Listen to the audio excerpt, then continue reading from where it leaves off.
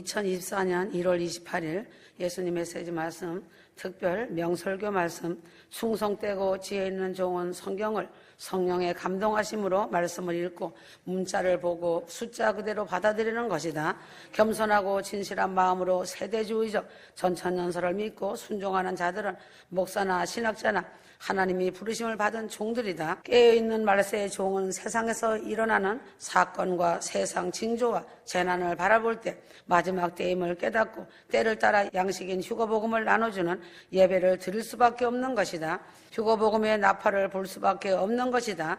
말세를 살아가는 휴거 성도들은 천년 왕국이 얼마나 중요한가를 깊이 깨달아야 한다. 휴거 성도들은 세대주의적 전천연설을 믿는 것이 당연한 사명인 것이다. 세대주의적 전천연설은 가장 정상적이고 전통적이고 성경적이고 하나님의 시간표의 순서대로 이루어지는 학설인 것이다. 세대주의적 전천연설이란 실제하고 천년왕국 앞에 예수님의 공중재림이 확실하게 일어난다는 성경적 학설이다. 세대주의적 전천연설은 7년 환란 전에 휴거가 일어난다는 것을 믿는 것이다. 7년 환란이 시작되기 전에 성도들이 공중 휴거되어 거룩한 성 혼인잔치에 들어가면 하늘에서는 혼인잔치하고 땅에서는 하나님의 진노의 심판 7년 환란이 진행된다. 7년 환란이 끝날 때 예수님이 백마를 타시고 내려오실 때 예수님의 신부된 용사들도 백마를 타고 뒤따르며 내려와 하나님의 입에서 이 한검이 나와서 그것으로 만국을 칠 것이다. 휴거 신부들은 철장 권세를 가지고 내려와 싸운다. 짐승이라 불리던 적그리스도를 잡고 거짓 선자도 잡는다. 악한 자들을 다 진멸하고 적그리스도의 7년 통치는 막을 내린다. 천년왕국은 에덴과 다름없는 평강과 기쁨의 나라이며 오염되지 않은 깨끗하고 평온한 나라로서 자연 세계 또한 너무나 아름답다. 적그리스도 짐승이 잡히고 그 앞에서 이적을 행하던 거짓 선지자도 함께 잡혔으니 이는 짐승의 표를 받고 그의 우상하게 경배하던 자들을 이적으로 미혹하던 자이다. 적그리스도와 거짓 선지자 이 둘이 산채로 유황불 못에 던져짐을 당한다. 적그리스도와 종교의 영으로 지배하던 거짓 선지자의 종말은 이 둘이 함께 잡혀서 유황불이라는 지옥으로 던져진다. 적그리스도와 거짓 선지자 이 둘은 뉴 월드 오더로 세계를 지배하였던 자들이다. 그러나 이들은 운명이 길어야 7년이다. 천사가 무적행 열쇠와 큰 사슬을 그 손에 가지고 하늘에서 내려와 용을 잡아 쇠사슬로 묶는다. 옛뱀이며 마귀 사탄이다. 옛뱀이란 아담과 하와에게 선악을 알게 하는 나무의 실과로 미혹하던 짐승이다. 마귀는 거짓의 아비로 온 천하를 꿰던 자이고 속이는 자였다. 사단은 타락한 천사의 우두머리이고 교만의 왕이다. 더 이상 활동할 수 없도록 잡아 결박하여 1000년 동안 무적행에 던져 다시는 만국을 미혹하지 못하는 것이다. 사단은 천년왕국이 끝나갈 때 반드시 잠깐 동안 놓인다. 천년왕국 백성들을 시험하여 양과 염소가 갈라진다. 천년왕국을 다 마치고 백보자 심판으로 양과 염소로 갈라 양은 천국으로 염소는 지옥으로 인간 농사는 다 끝나고 영은 천국이다. 요한계시록을 읽고 듣고 지키는 자들이 복 있는 자이다. 영광의 그날 휴거 때가 임박하여 왔다. 세대주의적 전천연설은 교회시대 공중강림 휴거 7년 대환란 전삼년반 천년왕국 백보자 심판 새하늘과 새 땅 천국 연단장 불목과 음부지옥을 믿는 것이다. 성경은 너희는 먼저 그 나라와 그 의를 구하라고 말씀하셨다. 그의 나라는 하나님의 왕국 메시아 왕국이다. 예수께서 예루살렘을 향하여 눈물을 흘리셨다. 예수께서 신성을 가지신 참 하나님으로 예루살렘의 미래를 볼 때 이방인의 침공으로 멸망할 것을 보고 참혹하여 눈물을 흘릴 수밖에 없었다. AD 70년에 로마 디도 장군의 침공으로 돌 위에 돌 하나도 남지 않고 무너졌다. 예루살렘은 불타고 참혹한 굶주림과 죽음 그리고 흩어지는 민족이 되었다. 예수께서 고난 주간 감람산 설교로 주의 임하심과 세상 끝의 징조를 예언하셨다. 이스라엘 유대 민족이 세계로 흩어진 민족으로 전혀 회복의 가능성이 없어 보였다. 그러나 성경의 예언대로 1948년 5월 14일 이스라엘이 회복하여 독립국가가 되었다. 이스라엘이 독립국가가 되므로 이 시대가 지나가기 전에 이 일이 다 일어나는 것을 보게 되었다. 예수님 말씀하셨다. 이 세대가 지나가기 전에 이 일이 다 일어나리라. 이 세대란 하나님의 예언하신 모든 일이 성취되는 세대가 된다는 것이다. 확실한 예언의 성취는 성경에 기록되어 있다. 하나님께서 말씀하신 성경에 있는 문자 그대로 보는 세대주의적 종말의 심판이다. 지금 이 시대 세상 끝말에 살고 있는 이 시대에 두 종류의 종들이 있다. 첫 번째는 충성되고 지혜 있는 종이다. 충성되고 지혜 있는 종은 때를 따라 양식을 나눠주고 휴거의 나팔을 불어 기름등불 준비를 할 수 있도록 준비시키는 지혜롭고 충성된 종이다. 예수님께서 세상 끝에 종말을 다루신 것처럼 오늘 이 시대에 예수님의 공중재림 휴거가 가까웠다는 것을 알리고 때를 따라 양식을 나눠줘야 하는 예배가 신령과 진정으로 드리는 예배가 된다. 이러한 종이 참종이며 하나님을 기쁘게 하는 종들이다. 두 번째는 악한 종이다. 때를 따라 양식을 나눠주지 않고 자신의 왕국의 눈이 멀어 탐욕적인 종들이 되어 주님의 재림에 아주 머나먼 장래일인 것처럼 주장하는 후천년설을 주장하고 무천년설을 주장하는 종들이 너무 많다는 것이다. 환난 중간이다, 환난 통과라고 주장하는 자들은 그들의 입대로 그들의 언어 행동대로 될 것이다. 종말 심판 때는 두 부류로 나누인다. 한 부류는 성경의 종말에 대한 것을 상징으로만 보는 자들이 평안하다, 안전하다 하므로 대환란의 함정에 빠진다. 중간이다, 통과다 하는 자들 역시 대환란으로 떨어진다. 또 한 부류는 성경 말씀과 예수님의 오메가 휴거 말씀을 그대로 믿고 따라오는 오른편의 양들이다. 세대주의적 천천년설을 믿고 휴거복음을 믿는 이들은 세대주의로 정상적인 성경으로 보는 자들이다. 세대주의적 천천년설을 믿고 휴거복음을 믿는 이들은 주님 말씀에 순종하며 겸손하게 거룩의 옷을 입은 자들이다. 성경의 예언의 말씀을 비유적, 상징적, 은유적, 영적으로 보지 않고 문자적으로 그대로 믿는 것이 세대주의적 천천년설이다. 성경을 성경대로 믿는 것이 세대주의 신앙이다. 미국의 댈러스 신학교 등 침례교 신학교는 대부분 세대주의 신학이다. 한국의 감리교, 장로교 등 대부분 비유적 해석, 영적 해석하며 세대주의를 반대한다. 세대주의 구원 방법은 오직 예수 그리스도를 믿음으로 하나님의 은혜로 구원받는 것이다.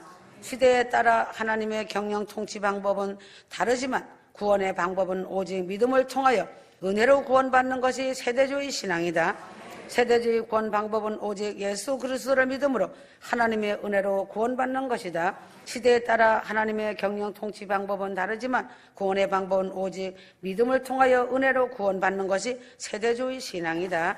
유대인들은 전능하신 창조주 예수 그리스도를 메시아 하나님 구세주로 인정하지 않는다. 그렇다면 유대인들은 구원이 없는 것인가? 많은 사람들이 유대인들은 예수 그리스도를 믿지 않고 모세 오경에만 머물러 있기 때문에 구원이 없다라고 말을 한다. 전 세계 약 14만 명의 유대인들은 정통파 유대교, 보수파 유대교, 개혁파 유대교로 나누어져 신약 성경과 주 예수 그리스도가 없는 유대교 신앙을 가지고 있다. 유대교의 기본 신조는 삼위일체 하나님을 믿지 않고 여호와만이 유일신이라는 유일신 사상이 있다. 유대교의 기본 신조는 삼위일체 하나님을 믿지 않고 여호와만이 유일신이라는 유일신 사상이 있다. 유대교의 이스라엘을 온통 이슬람, 아랍 국가인 이집트, 사우디 아라비아, 요르단, 이라크, 시리아, 터키, 이란에 둘러싸여 있다. 유대인을 영어로는 주이시라고 부르며 유대인을 주라고 부른다. 유대인의 시조는 아브라함이고 아브라함의 손자 야곱을 이스라엘로 불렀는데 그 이름이 이스라엘 국가 이름이 되었다. 야곱의 12명 아들 중 넷째 아들 유다의 후손인 다윗 왕과 솔로몬 왕 시대에 유대인의 전성기를 이루었고 이때부터 유다 사람이라고 부르기 시작했다.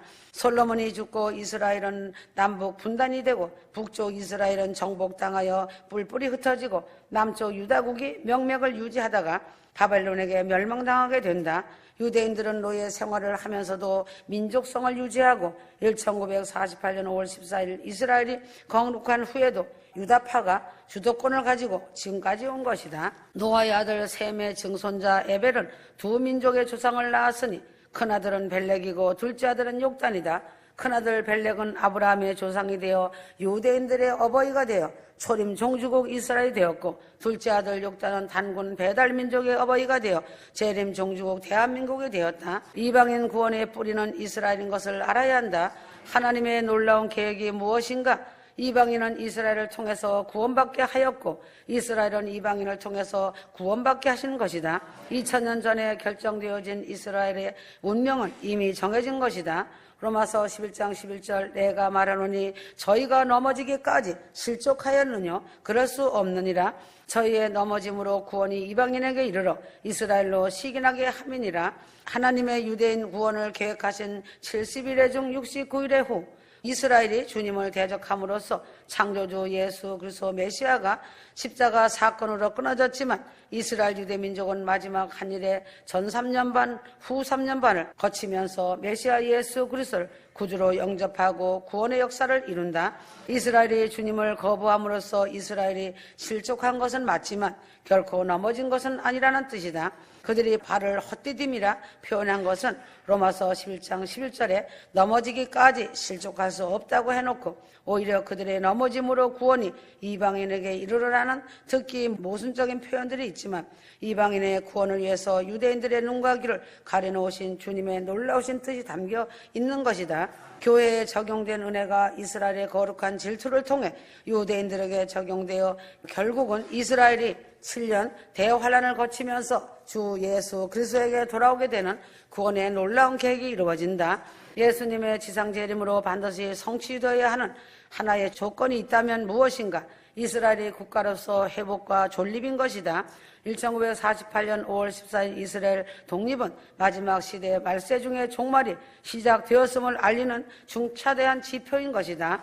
마태복음 24장 34절 이 세대가 지나가기 전에 이 일이 다 이루리라 성경은 말하고 있다. 이 세대란 다니엘서 69일에가 끝나고 남은 한 일에인 큰 맥락에서 본다면 종말이 반드시 온다는 확증의 말씀이다. 중요한 것은 1948년 5월 14일이다. 이방인 신부교회가 공중휴거로 이끌려 올라가면 하늘문이 닫히고 휴거의 문이 닫힌다.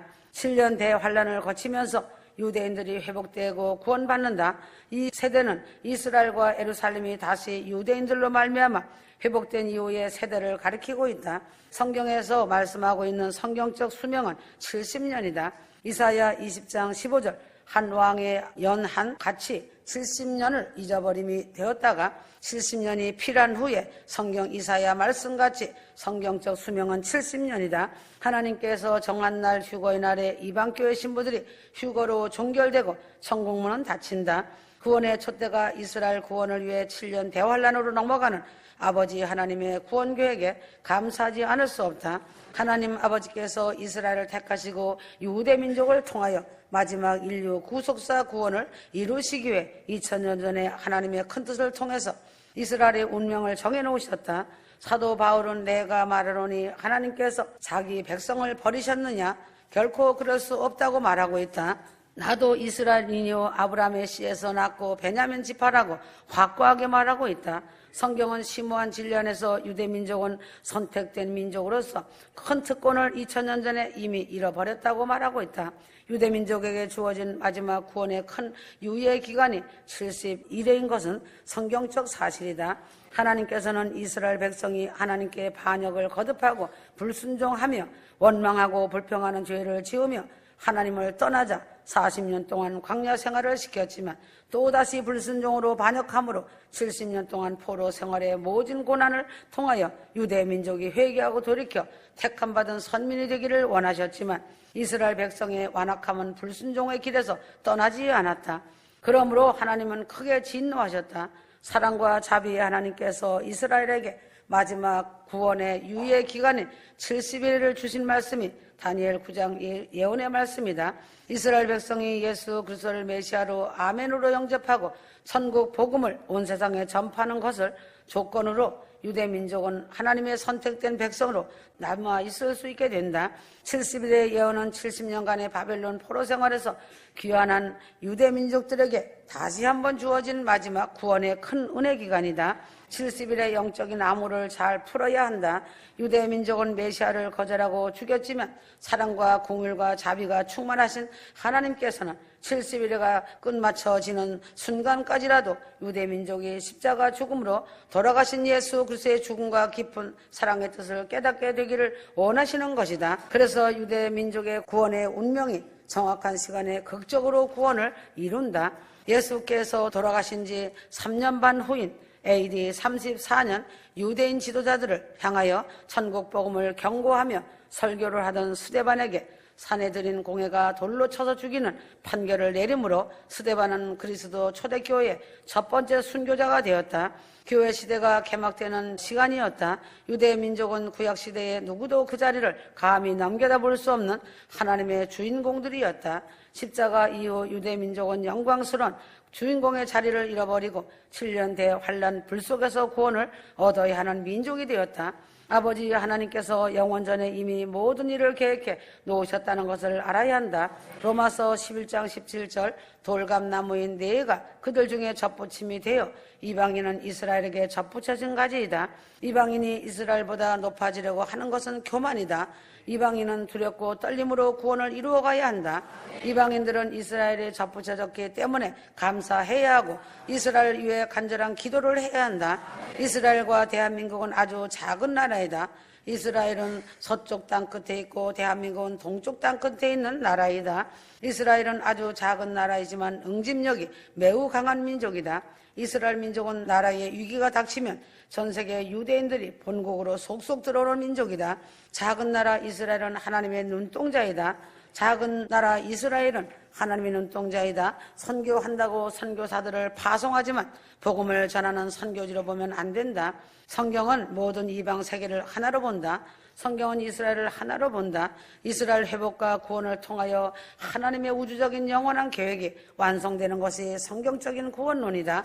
이스라엘의 놀라운 비밀이 숨겨져 있다. 이제 닥쳐올 대환란의 유대인들의 구원이 무엇인가? 유대인들의 구원이 하나님의 얼마나 애달픈 사랑인가를 알아야 한다. 유대인의 구원을 위해 눈물을 흘리지 않을 수 없다. 하나님의 애달픈 사랑과 인류 구원의 대단한 음악을 내리시는 아버지 하나님의 놀라운 계획과 뜻을 알 수 있다.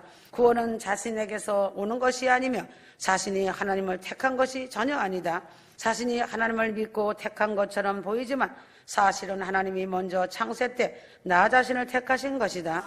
요한복음 15장 16절 너희가 나를 택한 것이 아니요 내가 너희를 택하여 세웠나니 나 자신이 이 세상에 태어나기 전에 이미 예수님은 나 자신을 위해 십자가에 피 흘려 돌아가셔서 구원받아 아버지 집으로 데려가실 것을 계획하셨다.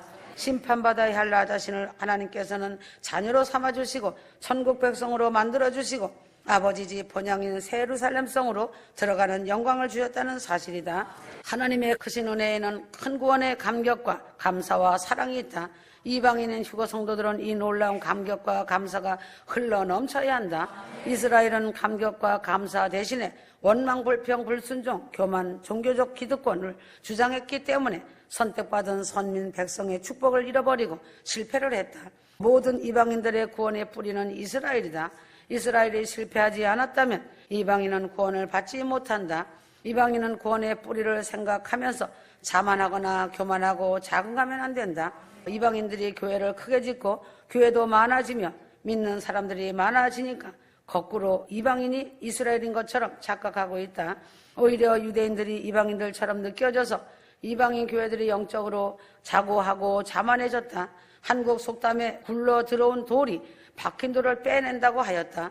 하나님께서는 이방인은 결코 자랑할 수 없다고 하시며 교만해서는 안 된다고 하셨다. 로마서 11장 17절은 돌감나무와 참감나무의 비유이다. 참 감람나무의 가지가 꺾여져서 돌감나무가 젖붙임을 받게 되었다. 이스라엘에 꺾여짐이 없었다면 이방인의 젖붙임은 없었다. 돌감나무의 뿌리는 어디인가? 돌감나무의 뿌리는 참 감람나무이다. 이것이 복음의 뿌리이다. 그러므로 이방교회는 오만하거나 교만해서는 결코 안 된다. 말세 지마를 살아가는 이방교회 성도들의 영적 태도는 무엇인가? 이방교회의 영적 태도는 구원에 대한 감격과 구원에 대한 감사와 기쁨이 충만하면 사랑, 순종, 겸손의 열매가 나오고 하나님의 사람으로 구원받는 사람이다. 구원을 받았다고 하여도 오만 방자하고 겸손이 없고 기쁨도 없고 열매가 없으면 구원받은 사람의 영적 태도가 아니다. 영적인 것은 속이지 못한다. 속에 있는 것이 겉으로 드러난다. 사도 바울은 이방인의 사도로 부름을 받았지만 사도 바울은 복음을 거부하며 바울을 돌로 쳐서 죽이려고 하였다. 유대인들이 사도 바울을 돌로 쳐 죽이려고 하여 할 수 없이 복음은 이방인에게로 가게 되는 것이다. 사도 바울은 항상 복음을 부인한 유대인 자기의 동족을 생각하며 가슴 아파했다. 사도 바울의 마음이 곧 하나님의 마음이다. 이방인들이 구원을 받은 것은 기쁜 일이지만 그러나 하나님은 이스라엘 선민을 생각하고 계신다. 예수님이 왜 이스라엘아 이스라엘아 하는지 하나님의 마음을 휴거 성도들은 알아야 한다. 이방인이 구원받은 역사를 보면 이스라엘이 복음을 거부함으로 복음은 이방인에게로 넘어갔다. 사도행전 18장 1절 바울이 아덴을 떠나 고린도에 이르러 소수의 그리스도인들은 복음으로 로마를 뒤집어 버린 것은 그 시대에 아주 놀라운 사건이다. 로마가 어찌 기독교 국가가 될 수 있겠는가? 성경의 능력으로 역사로 큰 복음의 역사인 것이다. 아멘.